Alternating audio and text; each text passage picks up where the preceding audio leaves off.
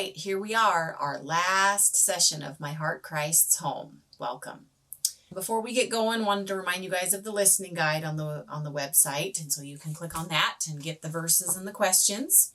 And our last Zoom meeting for this book is going to be Wednesday, May 27th at 7. If you'd like to join in, email me at karitfbc@gmail.com. I'll send you the link. Also, if you have any kind of comments or thoughts, shoot me an email or put it on the chat roll. I'd love to hear from some of you out there. In a few weeks, we're hoping to get another study going, and so I really encourage you to connect with others while doing the study. The Zoom meetings aren't nearly as awkward as I thought they were going to be. They've been pretty great. I always feel really recharged after one. Just connecting and discussing with other believers is just so good for us. But having said that, maybe it's just not your thing. If that's the case, get a buddy. Just do a regular old phone call, and between the two of you, discuss the questions after you've both watched the video. Just make a plan and say, hey, let's watch the video, and then, a day or two later, have a phone call and discuss it. You can, with your mom or your sister or your best friend or someone from your small group, maybe just try to have, a good chat about it with one other person. As the Bible says, iron sharpens iron. Something I'm thankful for, the writers of the world. King David was an amazing writer and poet. He wrote so many psalms, and he poured out every emotion into them. He was real and vulnerable, and he was a man after God's own heart, but he still struggled. He wrote when he was happy, sad, devastated, remorseful, angry, confused, you name it. How great that God used him to give us an example that we don't have to be perfect. King David just poured everything out. It was so great that God used him as an example. I'm a reader, and so I'm really thankful for some ladies in the present day that have written some really great books. Gals like Jennifer Dukes Lee, Holly Girth, Valerie Warner, Nicole Nardman, and Kristen Welch are just a few. They've all written honestly and openly about their struggles and their fears. But they've also written what God has taught them and how to embrace who we are in Christ. They've shared their stories so that we don't feel like we're the only ones that deal with some of this. And they share what they've learned along the way, what God has taught them, in hopes that we can learn and grow from their experiences as well. So we're wrapping up the spring cleaning of the home of our hearts this week. We've left the toughest for last. We're headed to the hall closet. So here we go. There's one more matter of crucial consequence I would like to share with you. One day, I found him waiting for me at the front door, an arresting look in his eye.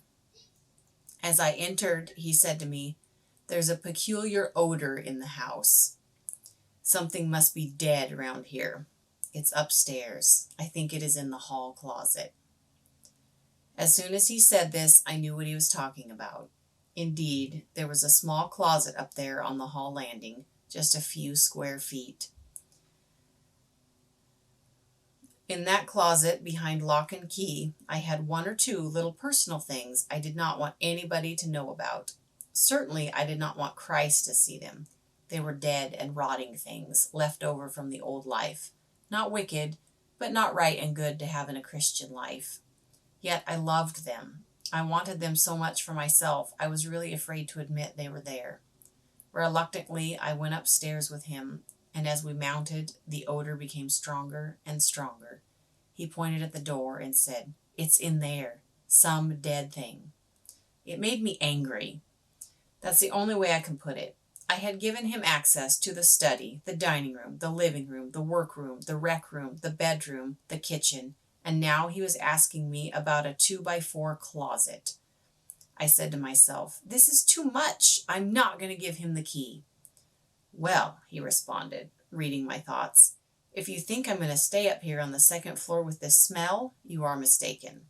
I will take my bed out on the back porch or somewhere else. I'm certainly not going to stay around that." And I saw him start down the stairs.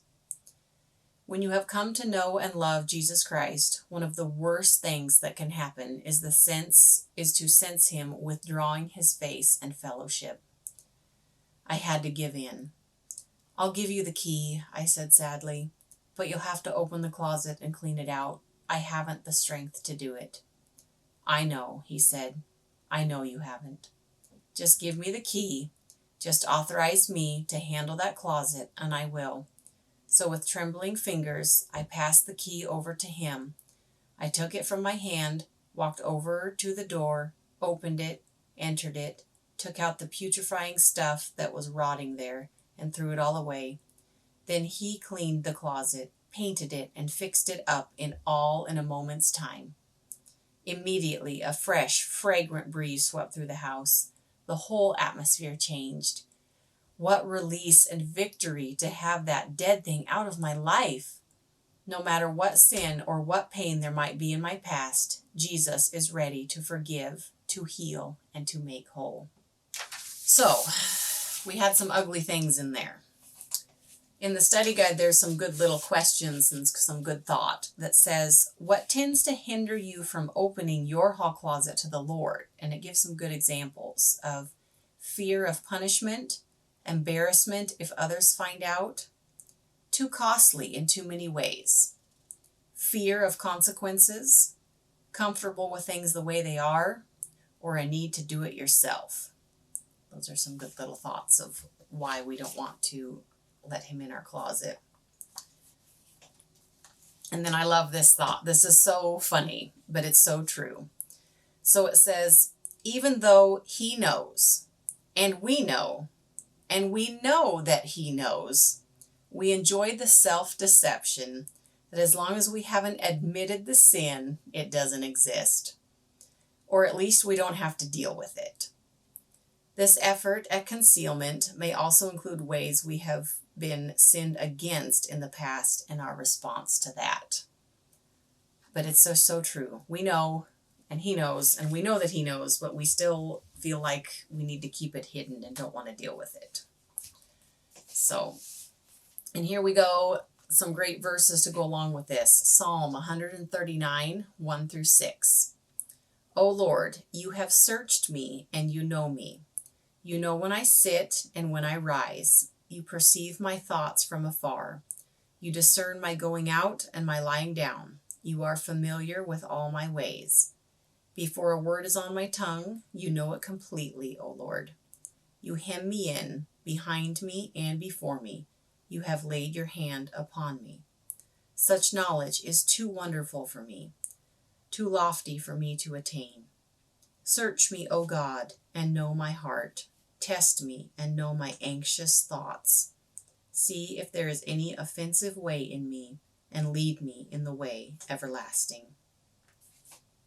I love that. How well does he know us? Every little detail. He knows what we're going to say before we say it. He knows in front of us and behind us. And I love this verse. This was another one of my grandma's favorites. I can just hear her saying it. Search me, O God, and know my heart. Test me and know my anxious thoughts.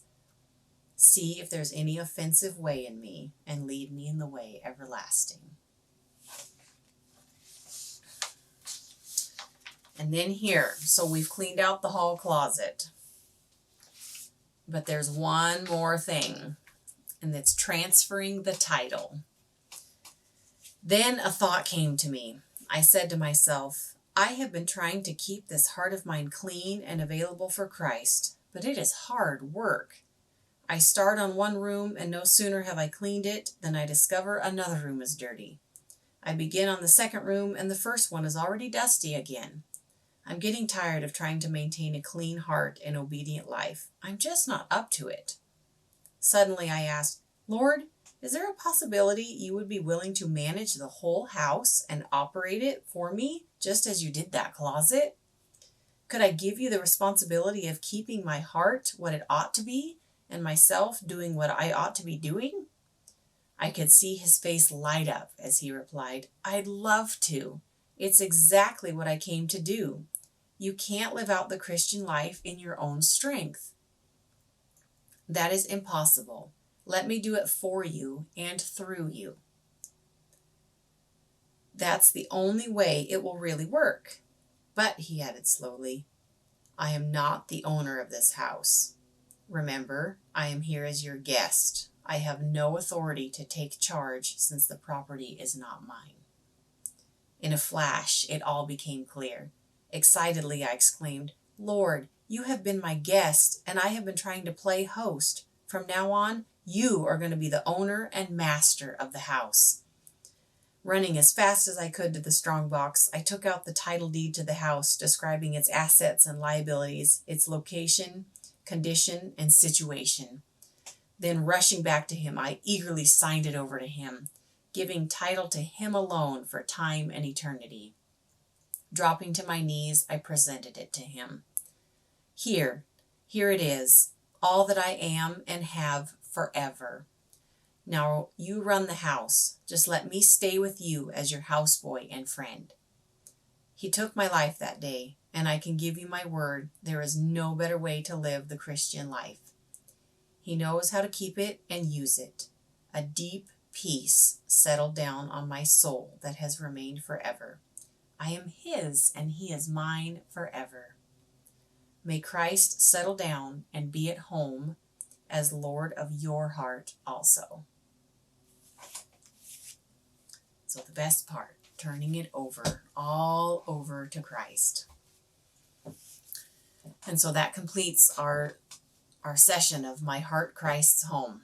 So here's a few questions for you guys to think about, talk about. Like I said, talk with somebody about it. Find a buddy.